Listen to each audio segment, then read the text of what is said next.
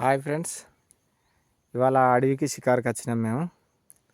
కాకపోతే మేము వచ్చిందేమో వేరే పనికి, అనుకోకుండా కనిపిస్తే వీడియో తీసి పెడదామని చూస్తున్నా. ఇది అడవిలో దొరికే తేనెల గురించి చూద్దాం మనం ఇప్పుడు. ఇది పాలపల్ల చెట్టు, పెళ్ళికి పాల పొరకాయ వేస్తాం. వీటినే ప్లస్ అడవిలో ఉండే పాల చెట్టు ఇది.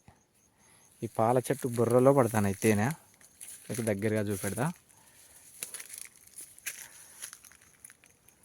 అక్కడి నుండి వెళ్ళి ఈగ లోపలికి వెళ్ళుకుంటూ బయటకు వచ్చుకున్న లోపల ఆ తేనె పెడతాయి.